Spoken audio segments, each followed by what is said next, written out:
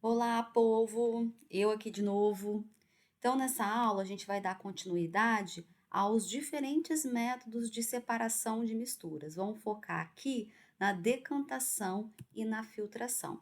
Diferente dos métodos que a gente viu anteriormente, que separavam dois sólidos diferentes misturados, esses métodos que nós vamos ver agora separam uma mistura de um sólido com um líquido, tá certo?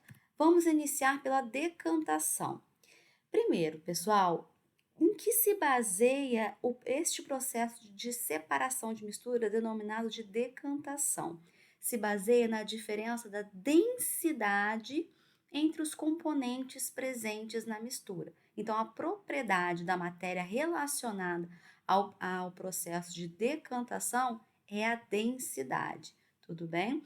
Bom, então imaginem aqui nessa situação, gente, aqui já está bem separadinho, né? Mas imagina que a areia está super misturada nessa água colorida, tá certo? Como que a gente vai fazer para separar essa areia da água colorida? Simples, vamos usar o processo de decantação. Inicialmente, a gente deixa esse potinho paradinho, tá? Em repouso.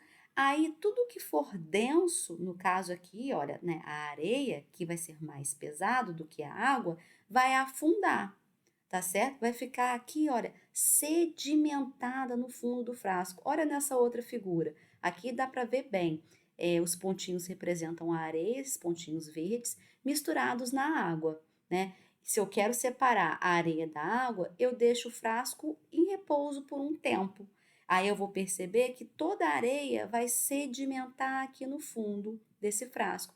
E aí, por fim, eu verto esse frasco em outro potinho, né? Com cuidado para a areia não cair nesse novo pote. Dessa forma, eu consigo separar a água da areia. Esse processo aqui de verter a aguinha em outro frasco é o processo de decantação propriamente dito. E o processo de filtração, né? Em que se baseia esse processo de filtração? Como é esse processo? Acho que esse é o mais simples de todos, né, gente? Todo mundo aqui já deve ter visto a mãe fazendo café, ou então já deve ter feito café alguma vez na vida, né? Esse processo se baseia na diferença do volume das substâncias envolvidas numa mistura, né? E toda vez que eu falo de filtração, eu estou me referindo a uma mistura ou de uma substância sólida com uma líquida ou de uma substância sólida com uma gasosa. Mas esse último eu vou falar nas aulas futuras, tá certo? Aqui vamos se ater na filtração, onde há um sólido e um líquido misturado.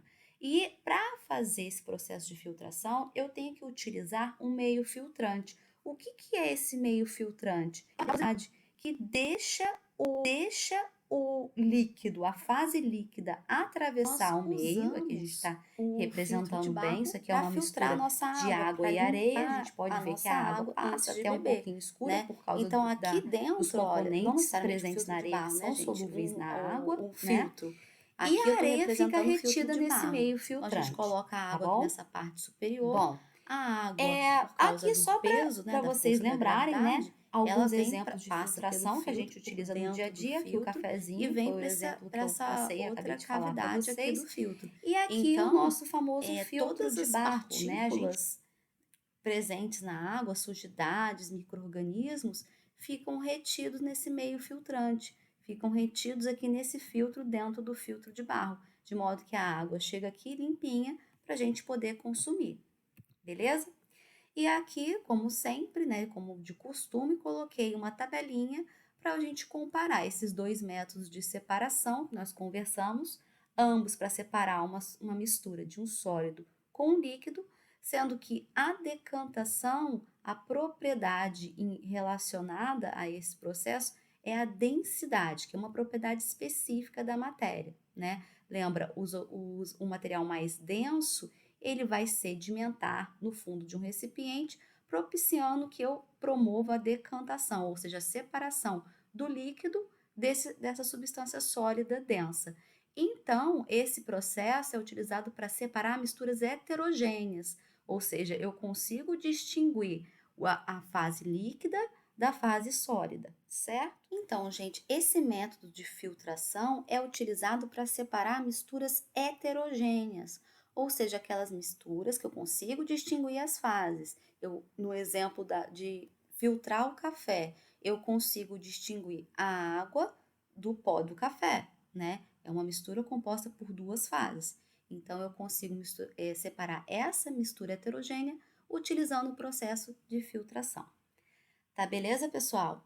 Bom, na próxima aula a gente vai estudar outros métodos de separação de misturas compostas por um sólido e um líquido, ou vários sólidos e vários líquidos, beleza? Não percam as outras aulas.